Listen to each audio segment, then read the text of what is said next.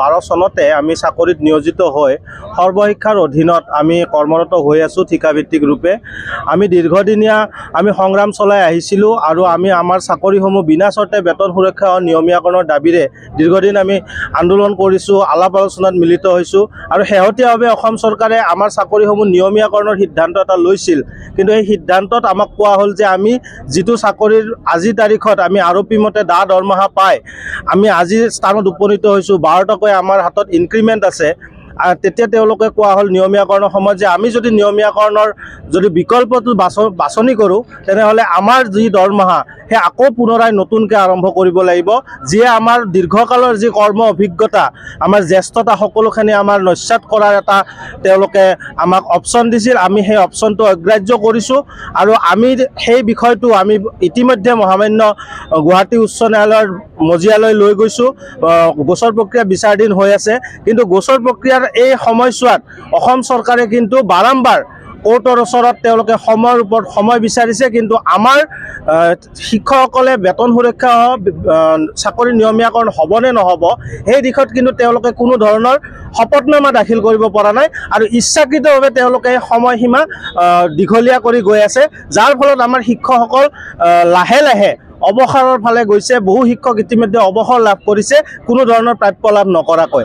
আৰু আমাৰ যিসকল শিক্ষকে এই চৰকাৰে দিয়া নিয়মীয়াকৰণৰ বিকল্পটো গ্ৰহণ নকৰিলে, যিসকলে ঠিকাভিত্তিক ৰূপে বেতন সুৰক্ষা নিয়মীয়াকৰণৰ কাৰণে অপেক্ষাৰত হৈ আছে, তেওঁলোকৰ বিভিন্ন সেৱা সম্পৰ্কীয় দাবী, সেই দাবীসমূহ বা সেই সমস্যাসমূহ বাৰম্বাৰ অনুৰোধ জনোৱাৰ পিছত, আহ্বান জনোৱাৰ পিছতো কিন্তু অসমৰ শিক্ষামন্ত্ৰীয়ে হওক বা অসমৰ শিক্ষা বিভাগেই হওক বা সমগ্ৰ শিক্ষা অসমেই হওক আমাৰ দাবীসমূহ আনুষ্ঠানিকভাৱে আলোচনাৰ মেজত সমাধানৰ ক্ষেত্ৰত যি সদিচ্ছা প্ৰকাশ কৰিব লাগিছিল সেই ধৰণৰ কোনো সদিচ্ছা প্ৰকাশ কৰা আমাৰ পৰিলক্ষিত নহ'ল, যাৰ কাৰণে অসমৰ সৰ্বস্তৰৰ শিক্ষকসকল ক্ষোভিত হৈ পৰিছে, উত্তেজিত হৈ পৰিছে।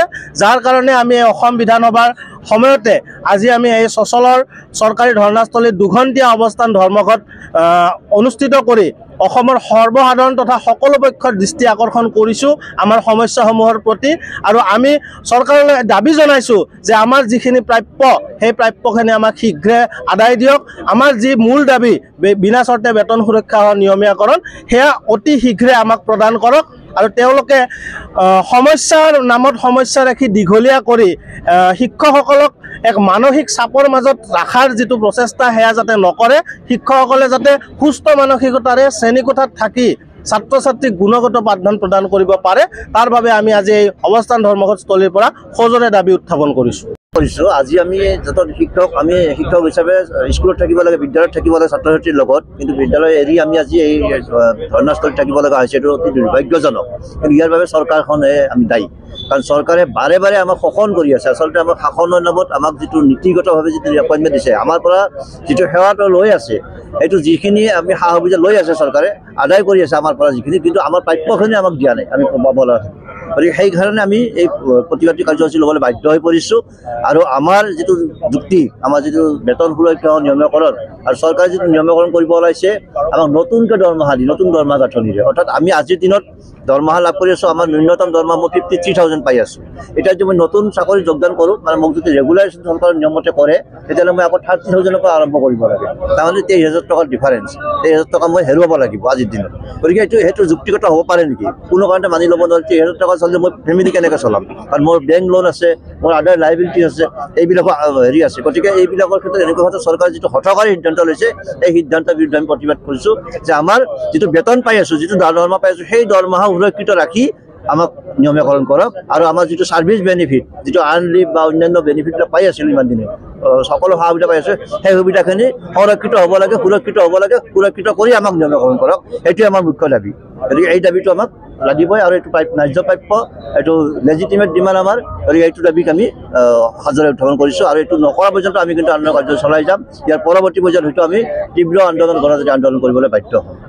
যে 2012 চনত সম্পূৰ্ণ নিকা পদ্ধতিৰে এই কেডসকলক কংগ্ৰেছ চৰকাৰৰ দিনত নিযুক্তি দিয়া হৈছিলে আৰু তেতিয়া হিমন্ত বিশ্ব শৰ্মা শিক্ষামন্ত্ৰী আছিলে গতিকে এটা বৃহৎ নিযুক্তি প্ৰক্ৰিয়া স্বচ্ছ আৰু নিকা নিযুক্তি প্ৰক্ৰিয়াৰ মাজেদি এই শিক্ষকসকলক নিযুক্তি দিয়া হৈছিলে তাৰ পৰৱৰ্তী সময়ত এই শিক্ষকসকলক বিভিন্ন ধৰণৰ হাৰাশাস্তি কৰা হৈছিল নিৰ্যাতন চলোৱা হৈছিল তেওঁলোকৰ একাংশ শিক্ষকক এতিয়া নতুনকৈ জইন কৰাৰ এক পদ্ধতিৰ মাজেদি তেওঁলোকক লৈ যোৱা হৈছে গতিকে আমি দাবী কৰোঁ এই শিক্ষকসকলৰ যি ন্যায্য দাবী তেখেতসকলৰ বেতন সুৰক্ষিত হ'ব লাগে তেখেতসকলে পেঞ্চন পাব লাগে আৰু নিম্ন প্ৰাথমিক বিদ্যালয়সমূহত অধ্যক্ষৰ সৃষ্টি যিটো নতুন প্ৰক্ৰিয়া কৰিছে সেই প্ৰক্ৰিয়াটো যাতে এখেতসকলৰ সুবিধা পায় এই শিক্ষকসকল যাতে অধ্যক্ষ হ'ব পাৰে কাৰণ এখেতসকল তাতে ছিনিয়ৰ শিক্ষক হিচাপে যাতে নতুন অধ্যক্ষ নিদিয়ে এখেতসকলকে যাতে অধ্যক্ষ দিয়ে সেইটো আমি দাবী জনাইছোঁ আৰু বৰ্তমানৰ শিক্ষামন্ত্ৰীগৰাকীয়ে এই গোটেই বিষয়টো ইতিবাচক দৃষ্টিভংগীৰে চাবৰ কাৰণে আমি আহ্বান জনাইছোঁ তেখেতসকলে খালী সমালোচনা কৰে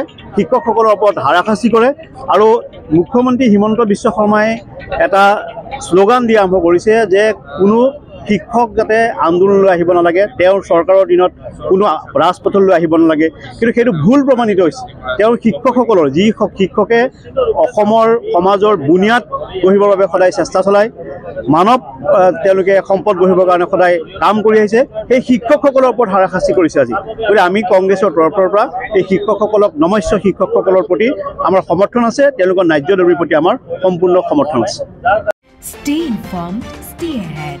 News NE 365